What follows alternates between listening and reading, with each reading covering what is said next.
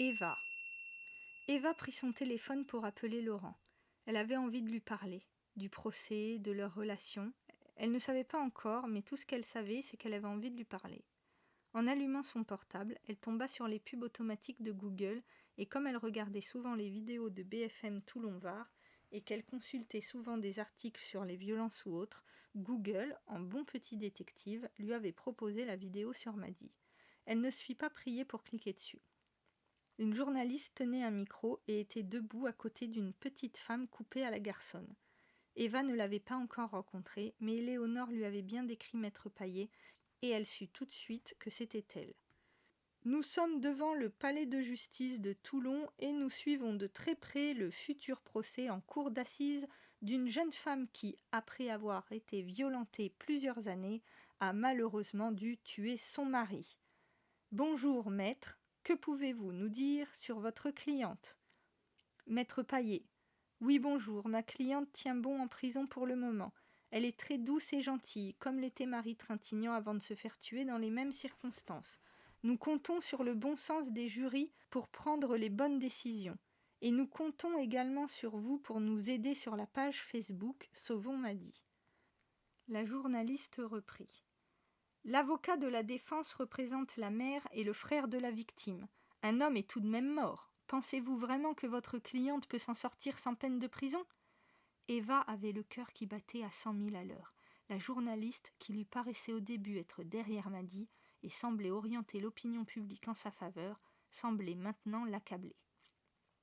Merde, c'était trop beau pour être vrai. Maître Paillet reprit la parole. Et si nous étions en train de parler de votre fille ou de votre sœur, est-ce que vous tiendriez le même discours ? Que penseriez-vous de la situation ? Merci, maître. Nous suivrons cette affaire de très près. À bientôt. Fin de la vidéo. Eva avait les mains qui tremblaient. Elle appela Éléonore sur le champ. Ma poule, c'est moi. Je viens de voir la vidéo. Je me trompe ou c'était plutôt bon ? C'était incroyable, tu veux dire. Cette meuf est un génie. Elle a les dents qui rayent le parquet. Et quand elle veut quelque chose, c'est comme un pitbull, elle lâche rien. Nous allons tous la rencontrer prochainement pour parler de ce qu'on va dire. Tout ce qui a été dit pendant la vidéo a été orchestré. Ne dis surtout rien, mais elle a même payé la journaliste pour qu'elle dise exactement ce qu'elle voulait. Cette nana est dingue. Tu vas l'adorer.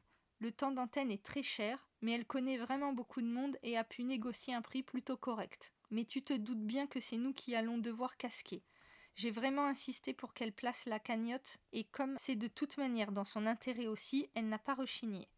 Oui, enfin, elle a juste parlé de la page Facebook. Non, mais c'est mieux, ma poule, t'inquiète. Il ne faut pas que les gens se sentent forcés de donner, sinon ils se sentent manipulés. Ils iront d'eux-mêmes voir la page et feront ce qui leur semble juste.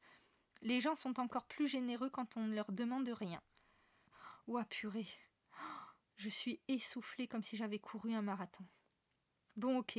Super, les filles. Vous avez vraiment géré. Du coup, on se voit quand ? Je t'envoie un texto, mais là, je pense que les choses vont s'accélérer. J'appelle aussi les gars. Éléonore ? Éléonore eut du mal à reconnaître la voix de son amie qu'elle connaissait pourtant par cœur. Oui, ma biche ? C'est totalement fou ce qui nous arrive, non ? C'est incroyable, non ?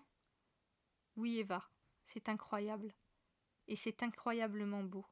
Et j'espère que ça va bien se terminer, car ça ne peut pas en être autrement. Je t'aime. Moi aussi, je t'aime, ma biche. Allez, je te contacte vite.